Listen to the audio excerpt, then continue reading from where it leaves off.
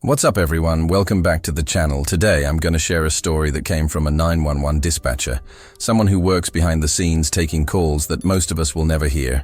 What happened during this shift was officially logged as an incomplete call. Standard protocol. Nothing unusual. But what really happened that night never made it into any report. Before we get into it, I want you to think about something. What would stop someone in your own family from committing you to an unregistered facility claiming you're in crisis? A judge signs a paper, you get sedated, and suddenly you're locked in a place that doesn't show up on any map. This is the kind of story that doesn't make the news, doesn't generate an investigation, because sometimes the people asking for help are exactly the ones nobody believes. If you like this kind of content, hit that like button, subscribe to the channel and comment where you're watching from. Now get ready because this call never left. The mind of the person who took it. Let's get into the story. Most calls blur together once your shift ends. You answer hundreds of them, log the details, dispatch units, move on to the next one. After a while, they all sound the same. People in crisis, people confused, people scared. It's just part of the job. You get used to it. But there are some calls that don't fade, calls that sit in the back of your mind long after you clock out. This one never did. I've been working dispatch for the 911 system for almost 8 years now. Mostly night shifts, mostly weekends. You get used to the rhythm, the chaos, the constant noise of radios and ringing phones. You learn to compartmentalize, to keep your voice steady no matter what's happening on the other end. That's the job. Stay calm, get the information, send help.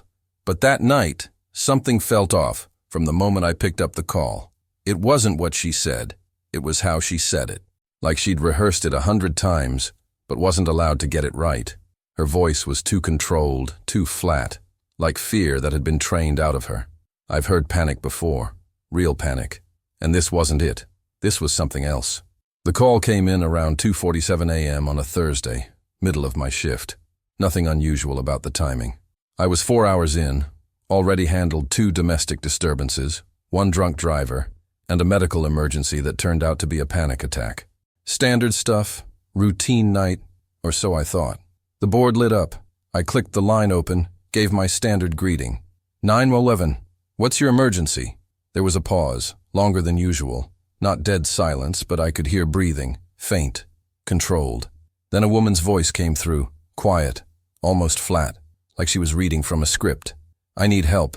I'm in treatment, and I need someone to come. Her tone threw me off immediately. It wasn't panicked, wasn't shaking. It was too controlled, like she was being listened to while she spoke. I started the protocol, asked her to confirm her location, standard procedure. Ma'am, can you tell me where you are right now? Another pause. This one felt heavier, like she was choosing her words carefully. I'm at the facility. I don't know the address. They don't give us that. They don't give us that. That phrase stuck with me, the way she said us, like there were others. I checked my screen. The system was pulling location data from the cell tower. But it was broad, just a rural area, no specific address, no landmark. I could see it was somewhere outside the county limits, farmland, empty roads, nothing that would help me send a unit directly. Ma'am, what kind of facility are you at? Is it a hospital, a clinic? She hesitated again, and I heard something in the background, faint, like a door closing. It's a treatment center, I think. They brought me here after I signed the papers. Her voice dropped lower. Almost a whisper now. But I didn't know what I was signing. I didn't know they'd keep me here like this. I felt my chest tighten. Something about the way she said, keep me, didn't sit right. Ma'am, are you in immediate danger? Is someone hurting you? I needed to know if I should flag this as a priority, if I needed to get units rolling now. No one's hurting me, but I can't leave. They won't let me leave. She paused, and I heard her breathing pick up slightly. I just need someone to come check, please. I just need someone to see that I'm here. Then I heard something else. A voice in the background, male, calm, asking her something I couldn't make out. The woman on the line went quiet for a second, then spoke again, faster this time. I have to go. Please just send someone, please. The line went dead before I could respond. No goodbye, no hang-up sound, just silence, like someone had pulled the phone away from her. I sat there staring at my screen. The call timer still running even though the line was dead. My supervisor was walking past. I flagged him over, told him what I'd just heard. He looked at the location data, frowned, then told me to log it as incomplete and move on. If she calls back, we'll try again, but without an address, there's nothing we can send units to. That's where things stopped making sense, because I knew protocol, but something about this felt wrong. I logged the call like my supervisor told me to, marked it incomplete, no address, no follow-up possible. Standard procedure when you can't pinpoint a location and the caller disconnects. But I kept the number on a sticky note next to my keyboard, something I wasn't supposed to do. Personal notes aren't part of protocol, but I couldn't let it go. The way her voice changed when that man spoke in the background, the way she said, "They won't let me leave," it sat wrong with me. The rest of my shift was quiet. A few noise complaints, one welfare check that turned out to be nothing. I kept glancing at that phone number on my sticky note, wondering if she'd call back, wondering if she even could. Around 5:30 a.m., near the end of my shift, I tried calling the number back myself. It rang twice, then went to an automated message. "The number you have dialed cannot accept incoming calls." Not disconnected, not out of service, just blocked from receiving calls. That detail never made it into the report. I clocked out at 6 a.m., went home, tried to sleep, but I kept thinking about her voice. The controlled tone, the careful words, like she was speaking in code. I've taken calls from people in psychiatric holds before, voluntary and involuntary, and they don't sound like that. They sound confused, angry, desperate. She sounded like someone who'd learned exactly what she was allowed to say, like someone who'd been corrected before. 3 nights later, I was back on shift. Same routine, same desk, same noise. It was a Tuesday, slower than usual, mostly medical calls and false alarms. I was about 2 hours in when my board lit up again. Same number. I felt my stomach drop before I even picked up the line. I clicked it open, kept my voice steady. 911. What's your emergency?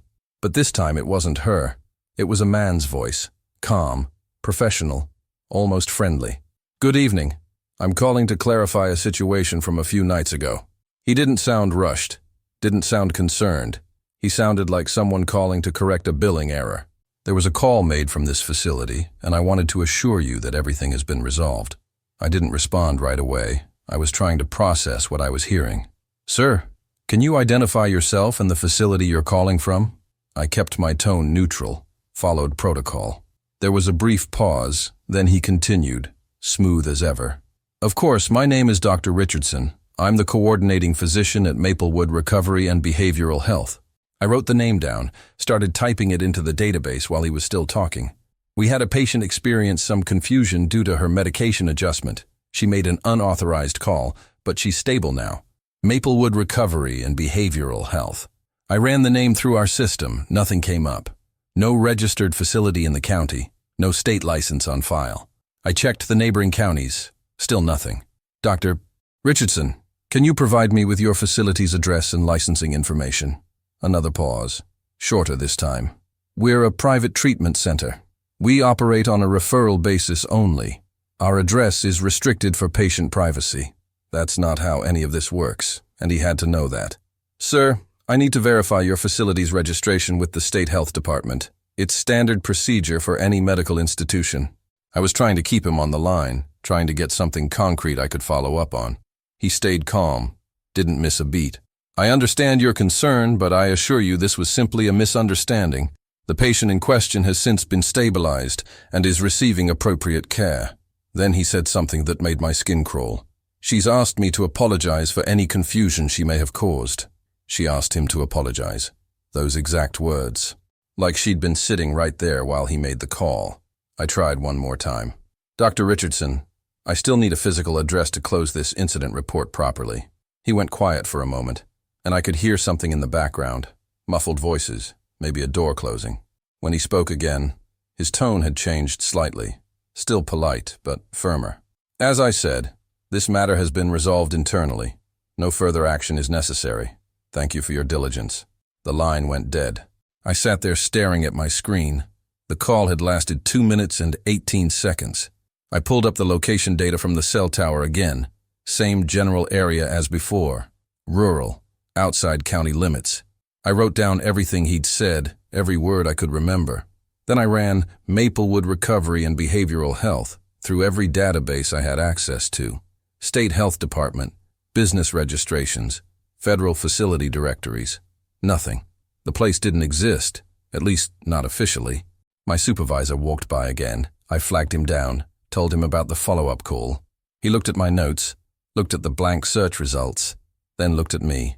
Log it as caller declined assistance. Mark it closed. I started to argue, started to explain that something wasn't right, but he cut me off. No address, no registered facility, no crime reported. There's nothing we can do. If she calls back and reports an actual emergency, we'll respond. But right now you're chasing ghosts. That detail never made it into the report either. I logged the call like I was told, marked it as caller declined assistance, closed the incident. But I didn't throw away my notes. I kept them in a folder under my desk, handwritten, off the official system. I'd been in dispatch long enough to know when something didn't add up, and this didn't add up. A facility that doesn't exist calling to assure us everything's fine, a doctor who won't provide an address, a woman who apologized through him instead of calling back herself. None of it followed any pattern I'd seen before. The next day, on my day off, I tried calling the number again from my personal phone. Same automated message. The number you have dialed cannot accept incoming calls. I looked up the area code and prefix, traced it to a regional carrier that services rural areas outside the city. I called the carrier's customer service, pretended I was trying to reach a family member, asked if they could confirm the address tied to the number. They told me it was registered to a business account. No further information available without a warrant. Dead end. I started searching online, anything I could find about unregistered treatment facilities, private psychiatric centers, places that operate outside normal regulations. What I found wasn't comforting. There are dozens of private facilities across the state that operate in legal gray areas, technically licensed, but minimally regulated, especially the ones that cater to voluntary commitments. The kind of places families use when they want someone out of sight, out of mind. The kind of places that don't advertise, don't show up on Google Maps. I tried a different angle, pulled up our dispatch records for the past 2 years, filtered by incomplete calls and calls marked as welfare checks in that same rural grid area. I found six calls over 18 months, all from different numbers, all from the same general location. 2 were logged as pocket dials, 1 was a hang-up, 3 were marked as caller declined assistance. No follow-up on any of them. No units ever sent. I wrote down the dates and times, noticed they were all late night or early morning, always between midnight and 4 a.m. I brought the pattern to my supervisor the next time I was on shift, showed him the list, explained what I'd found. He looked at it, didn't seem surprised, just tired. "You know how many calls we get from that area that go nowhere?" he said. "It's farmland, bad cell service. People call by accident all the time." I pressed him, asked if anyone had ever actually checked the area, sent a unit out to verify. He sighed, told me units had been sent twice, both times found nothing, private property, no trespassing signs, nobody answered the gates. That's when I asked him directly, "Is someone telling us not to respond to calls from that area?" He didn't answer right away, just looked at me like he was deciding how much to say. Finally, he shook his head. "It's not that simple. The property owner has connections, county level, maybe higher. Every time we've tried to follow up, we get pushback. Complaints about harassment, threats of lawsuits. It's not worth the fight unless there's a clear and immediate threat. So we just ignore it," I thought, but I didn't say it out loud.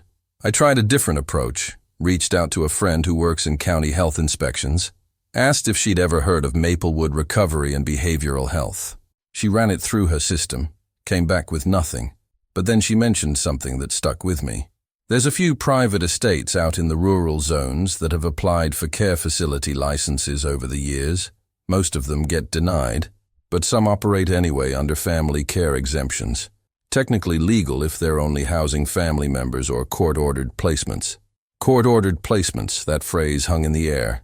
I asked her if there was any way to find out which properties had applied, even if they were denied. She said those records are sealed unless there's an active investigation. Another dead end. But she told me something else, off the record. A few years back, there was a complaint filed about one of those properties. Allegations of unsafe conditions, patients being held against their will. The county tried to investigate, but the case got shut down fast. I don't know the details, but I remember people being told to drop it. She wouldn't say which property, said she'd already said too much. That night I couldn't focus on my shift, kept thinking about those 6 calls, about the woman's voice, about Dr. Richardson's calm reassurances. I kept wondering how many people had called from that place, how many times we'd logged it and moved on, how many voices had been erased by our own protocol. Around 3 a.m., during a slow stretch, I pulled up the county property records, started searching the rural grid where the cell tower data pointed. Dozens of properties, most of them agricultural, a few residential estates. One property stood out, 200 acres, listed as private residential, owned by a trust with a name I didn't recognize, Clearview Holdings LLC. No listed occupants, no business license, just a trust and a P.O. box. I zoomed in on the satellite view, saw a large main building, several smaller structures, a long driveway with a gate. It looked like a compound. I took a screenshot, saved it to my phone. This is where the calls are coming from, I thought. I can't prove it, but I know. I wanted to do more, wanted to drive out there myself, wanted to call the state police, wanted to do something other than sit there and wait. But I knew what would happen. I'd get told the same thing my supervisor told me. No crime, no jurisdiction, no action. So I kept my notes, kept my screenshots, kept waiting, because I knew she'd call again. People like her always do, when they get desperate enough, when they think maybe this time someone will actually listen. That detail never made it into the report. 2 weeks went by without another call.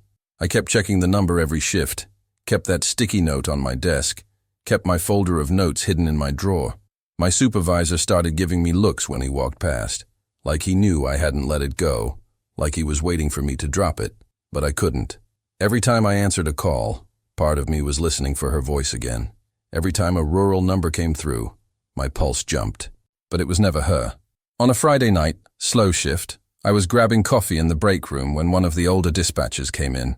Danny, been on the job almost 20 years, seen everything, never rattled. We'd worked together plenty of times, but never really talked beyond work stuff. He poured himself coffee, stood there for a minute like he was deciding something, then looked at me. "You still asking questions about that property out on rural Route 12? I froze. Didn't know how he knew.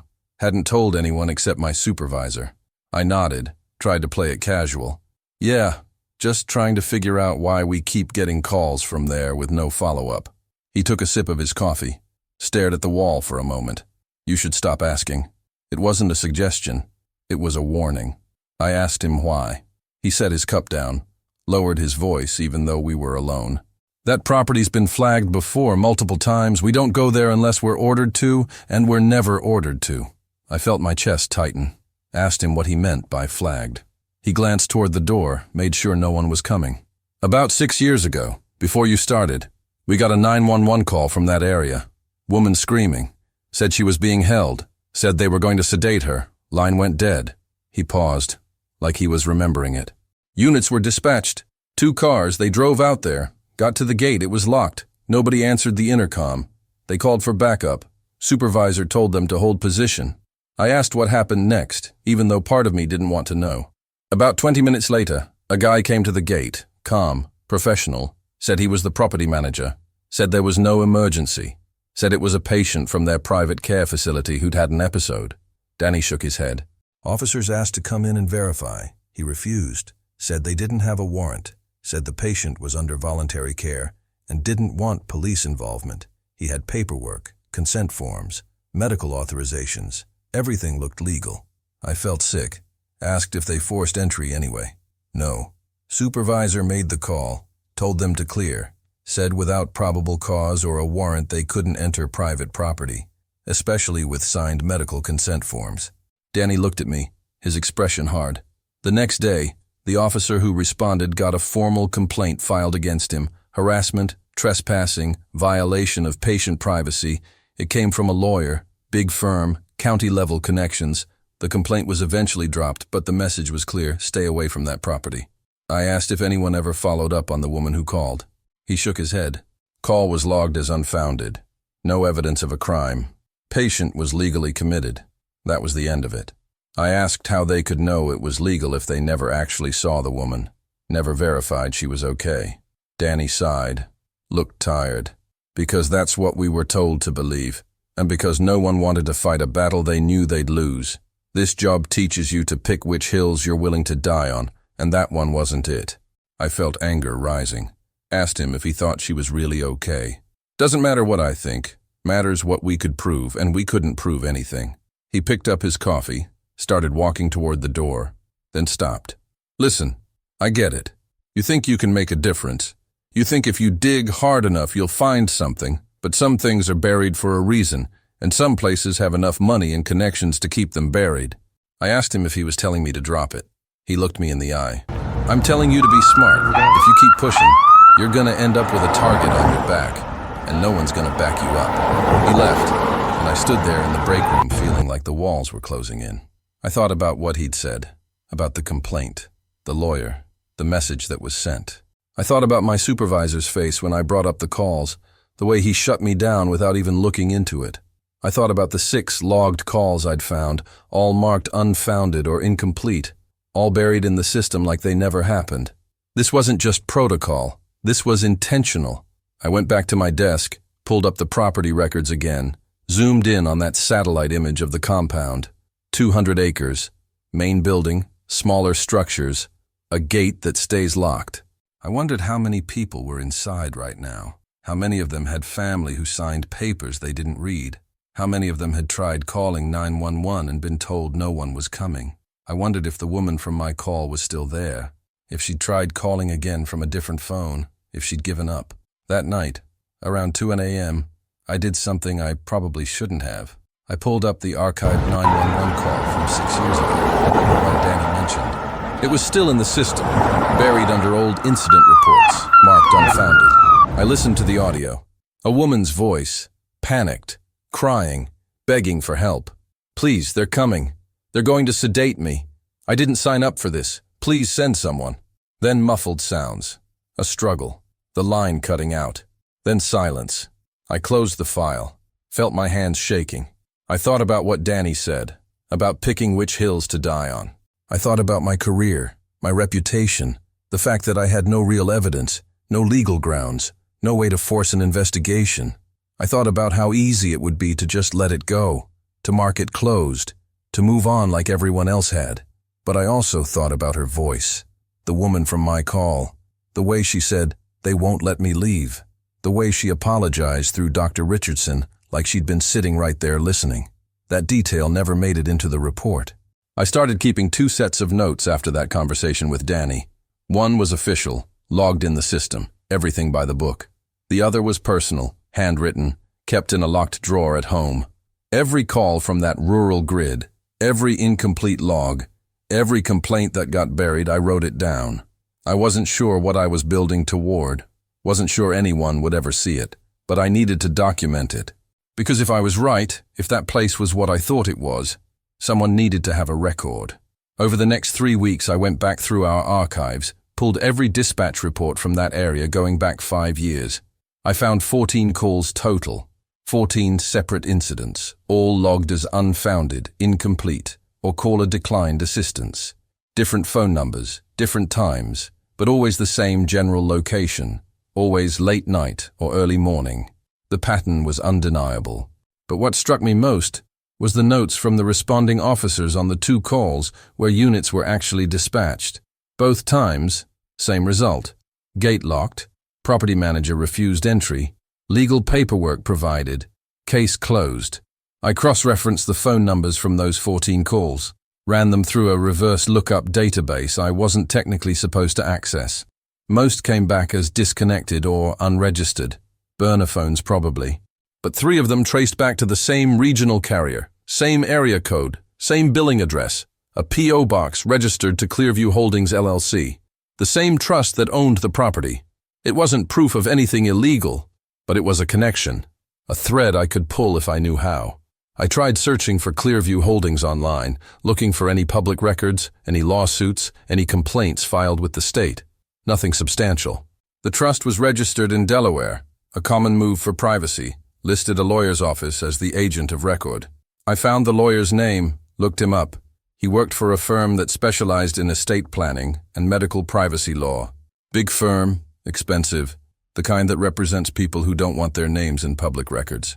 Another dead end, but it told me whoever ran that property had money and knew how to stay hidden. One night, I couldn't sleep, kept thinking about those 14 calls, about the woman's voice, about Danny's warning. I opened my laptop, started searching for news articles, missing persons reports, anything related to private psychiatric facilities or treatment centers in the state. I found a few stories, most of them years old.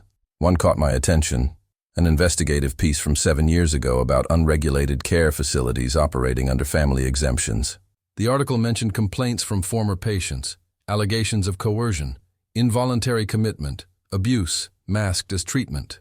The article didn't name specific facilities, but it quoted a state health inspector who'd tried to investigate several properties and been blocked by legal challenges every time. The inspector said the same thing kept happening. Families would commit relatives under voluntary care agreements, facilities would refuse inspections citing patient privacy, and by the time anyone could get a court order, the patients would be moved or the complaints would be withdrawn. The inspector was eventually reassigned. The investigation went nowhere. I bookmarked the article, kept reading. I found another story, smaller paper, local news, about a woman who'd sued her family for committing her to a private facility against her will. She claimed she'd been held for 8 months, medicated without consent, denied access to a phone or outside contact. Her lawsuit was dismissed. The judge ruled she'd signed a voluntary admission form, and her family had documentation from a licensed physician stating she was a danger to herself. The facility wasn't named in the article. The woman's lawyer stopped returning calls. The case disappeared.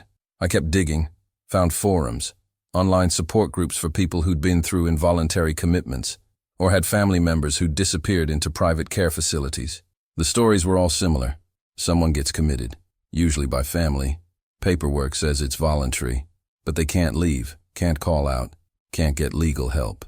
Some of them mentioned rural properties, locked gates, staff who wouldn't give their real names. One post mentioned a place somewhere outside the county, past the farmland, where they take people nobody wants to deal with any. No name, no address, just a warning to stay away. I started wondering how many of those 14 calls were from people trying to do exactly what the woman in my call did, trying to reach someone on the outside, trying to prove they were still there.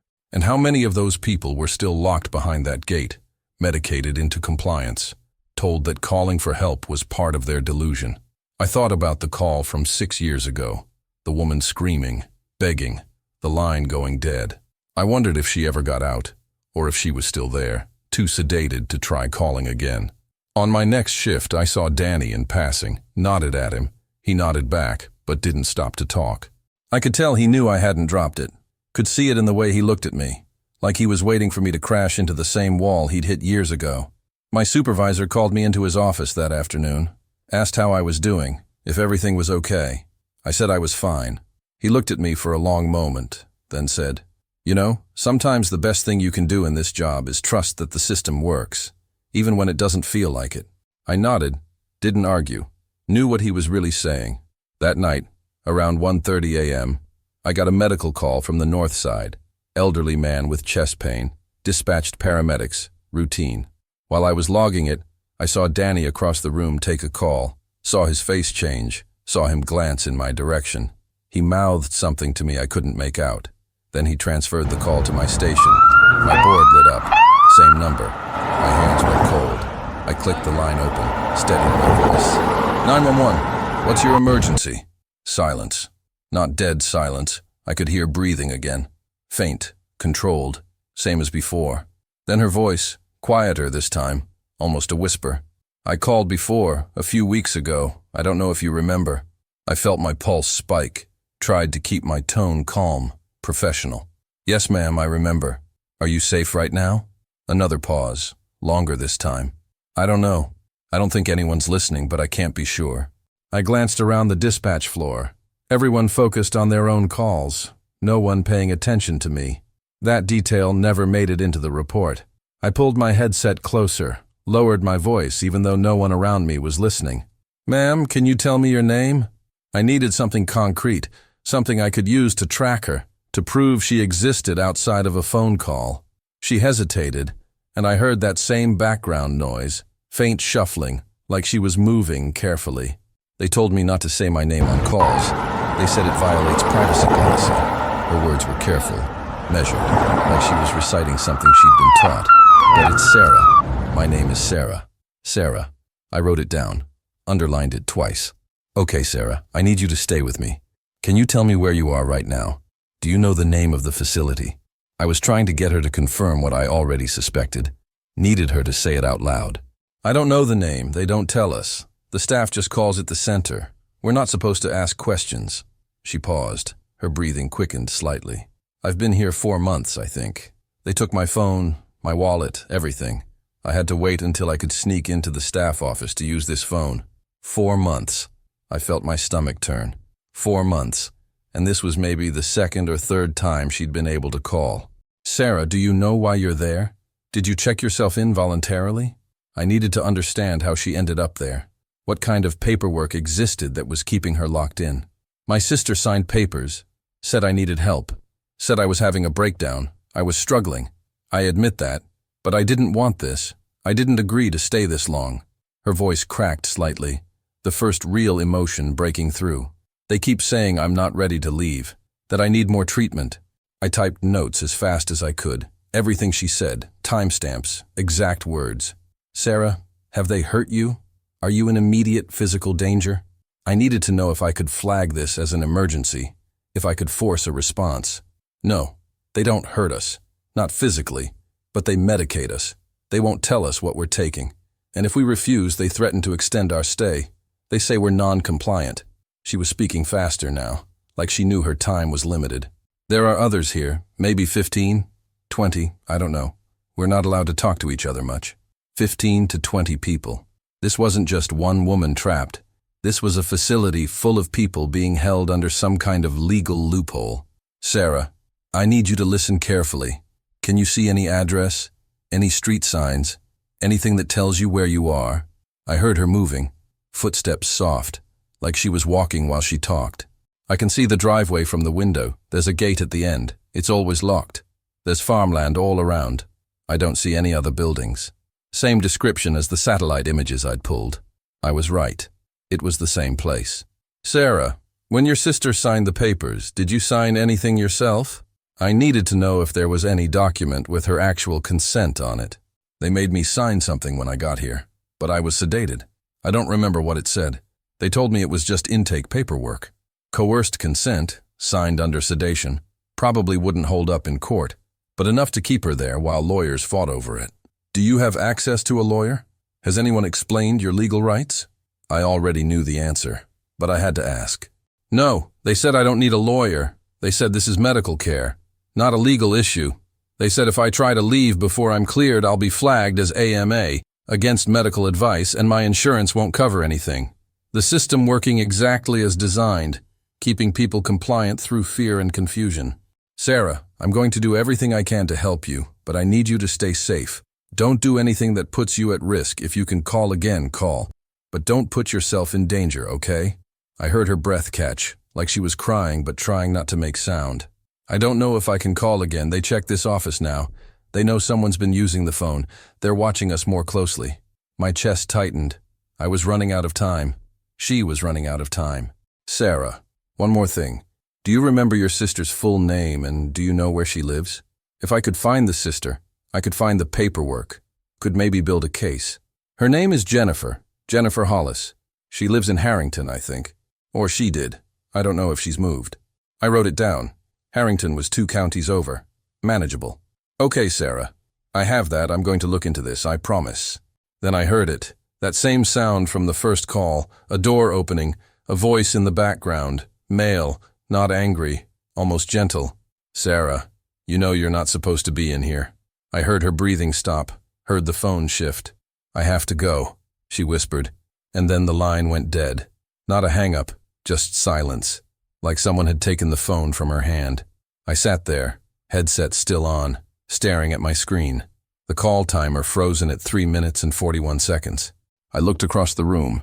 Danny was watching me, his face unreadable. I saved the call log, made sure the audio was backed up. Then I pulled out my personal notebook and wrote down everything she'd said, every detail, Sarah, Jennifer Hollis, Harrington. 4 months, 15 to 20 patients, coerced consent. Then I did something I knew I'd probably regret. I pulled up the county database, searched for Jennifer Hollis in Harrington. Found 3 matches, started running background checks on each one. One was too old, one was male. The third was a woman, age 38. Address listed in Harrington, no criminal record. Worked in medical billing. That had to be her. I wrote down the address, the phone number listed, everything I could find. Then I closed the database before anyone noticed I was running searches outside my jurisdiction. I looked at the clock, 2:14 a.m., still 4 hours left in my shift. I knew what I was supposed to do, log the call as incomplete, mark it closed, move on. I knew what would happen if I pushed this. Same thing that happened to Danny's officer, same thing that happened to the state inspector, legal threats, complaints, reassignment. I knew all of that. And I also knew I couldn't let it go. That detail never made it into the report. I didn't hear from Sarah again for 3 weeks. Every shift I worked, I checked for that number, kept my notes updated, kept waiting.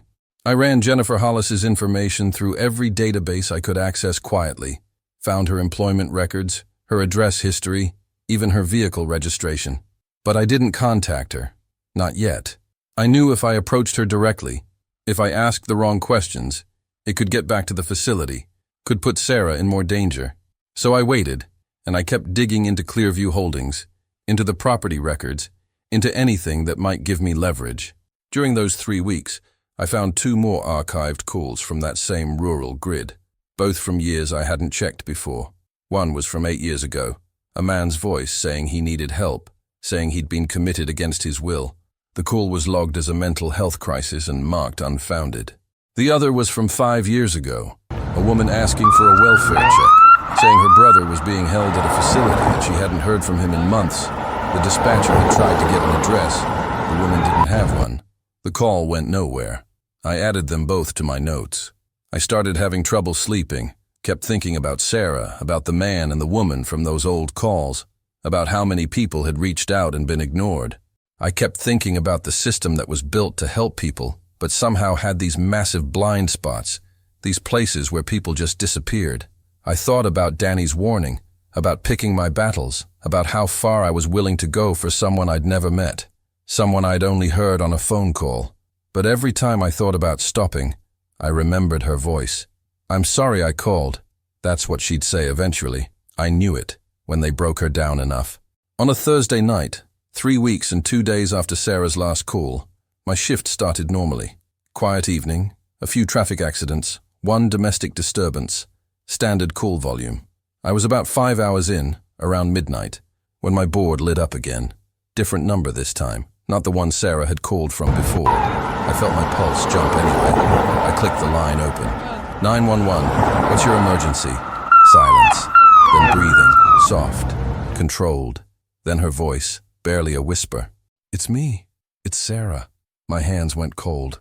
I pulled my headset tight, lowered my voice instinctively. "Sarah, are you okay? Where are you calling from?" I could hear strain in her voice, exhaustion, like she'd been awake for days. Different phone. They locked the office. I had to wait until one of the night staff left their phone unattended. She paused, and I heard her breath shake. "I don't have much time. They do rounds every 20 minutes. I just needed to tell someone. I needed someone to know I'm still here." I felt my throat tighten, tried to keep my voice steady. "Sarah, I remember you. I've been looking into this. I found your sister's information."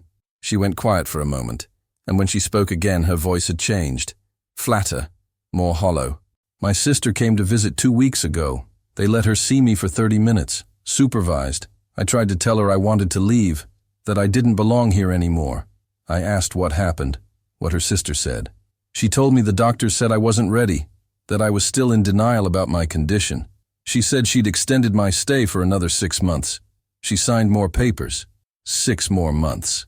I felt anger rise in my chest, forced it down, stayed focused. "Sarah, did they let you see the papers? Do you know what condition they're claiming you have?" I needed specifics, needed something that could be challenged in court. "They say I have a delusional disorder, that I'm a danger to myself, but I'm not. I know I'm not. I was depressed, I was struggling, but I wasn't delusional. Her voice cracked, the controls slipping. They use the phone calls as evidence. They say calling 911 proves I'm paranoid, that I'm fabricating a crisis. They write it all down in my chart. Every time I ask to leave, every time I question them, it all gets documented as symptoms. The system eating itself. Her attempts to get help being used as proof she needed to stay. I'd seen it before in psychiatric holds, but never like this. Never this calculated. Sarah, listen to me. I'm going to try to get help to you, but I need you to be careful. Don't call again if it puts you at risk. Don't give them more ammunition. I heard her breathing pick up, panic creeping in. You don't understand.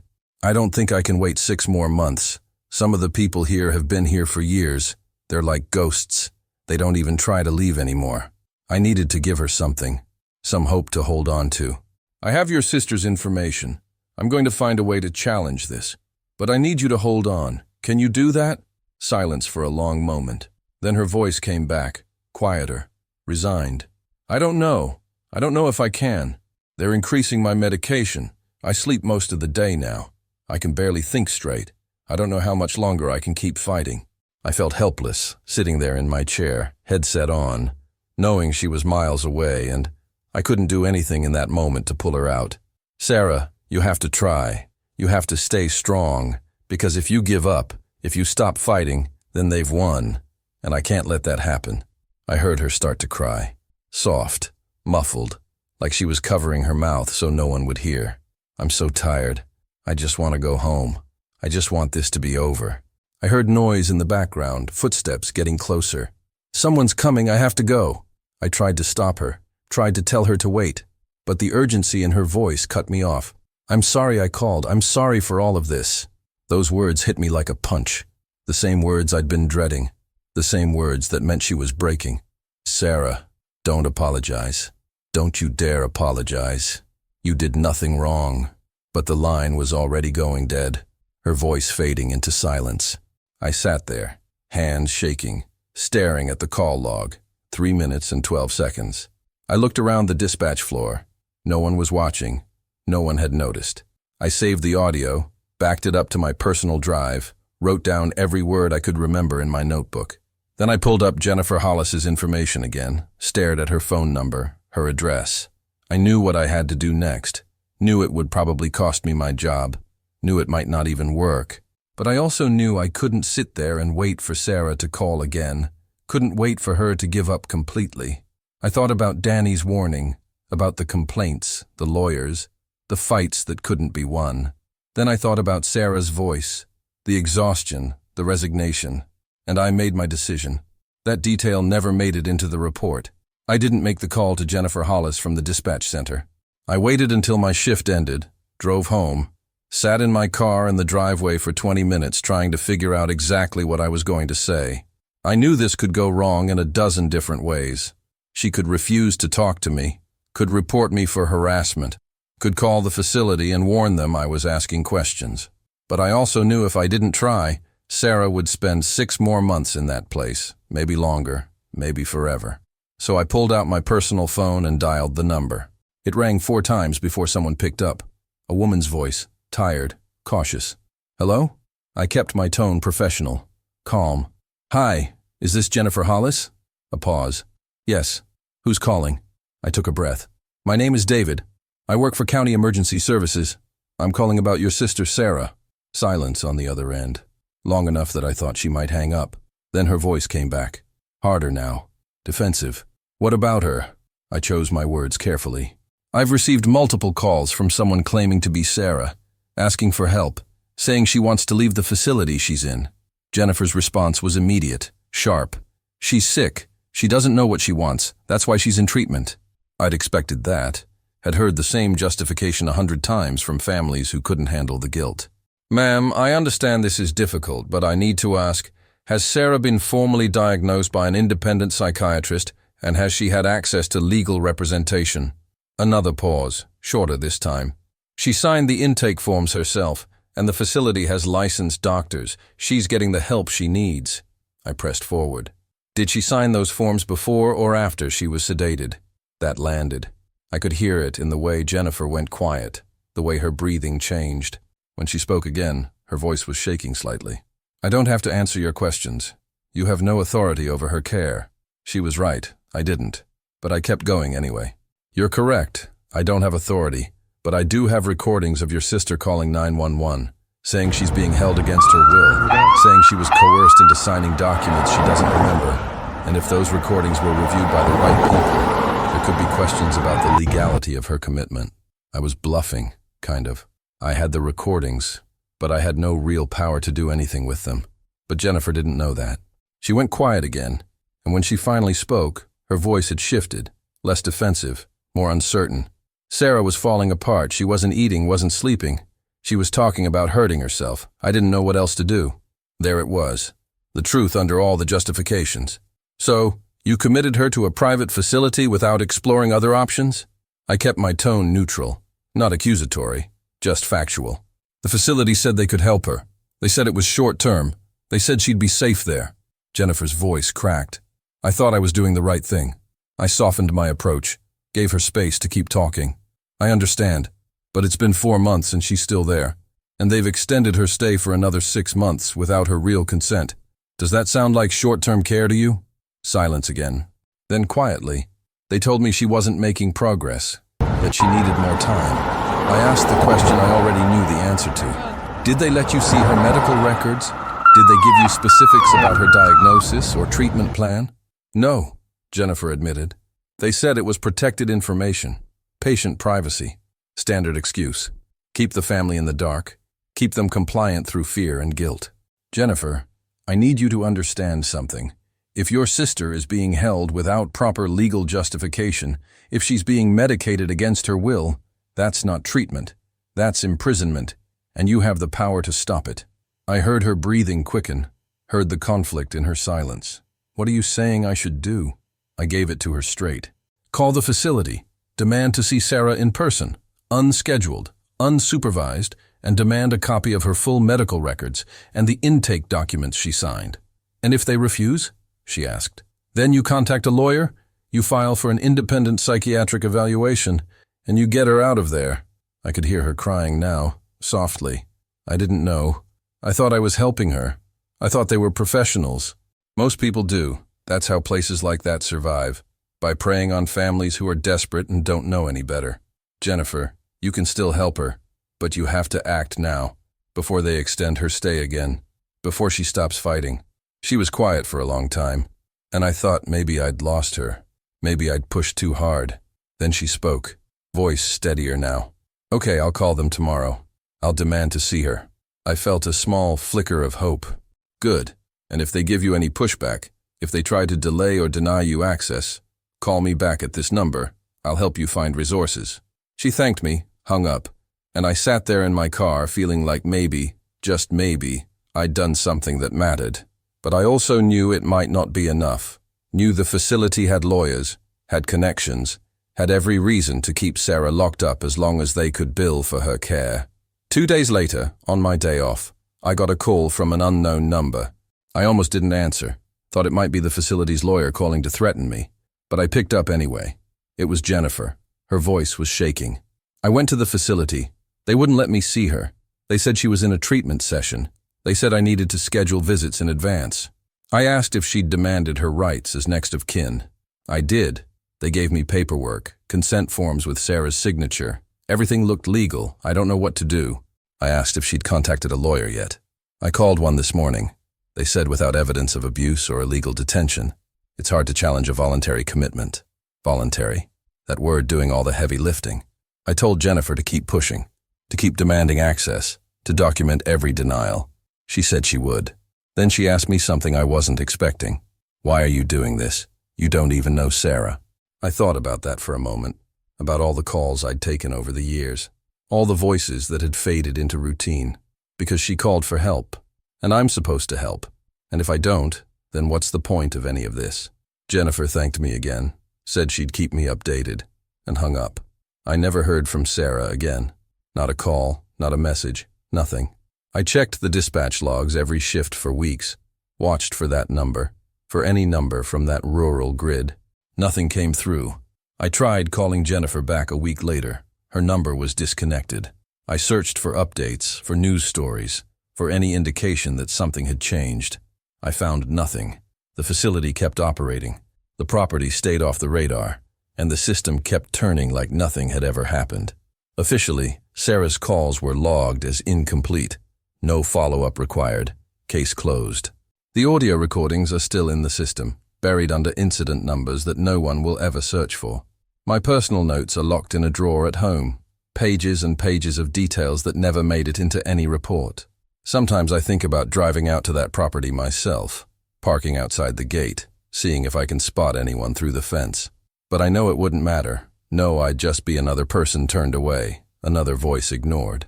I still work dispatch, still take calls, still log incidents and send units. But every time a rural number comes through, every time someone calls asking for help with no clear address, I listen harder than I used to. I look for the patterns, the careful words, the controlled voices. And I keep my notes because maybe someday someone will care enough to look. Maybe someday the right person will ask the right questions. Or maybe they won't. Maybe Sarah's just another name in a system that was never designed to save people like her. That detail never made it into the report.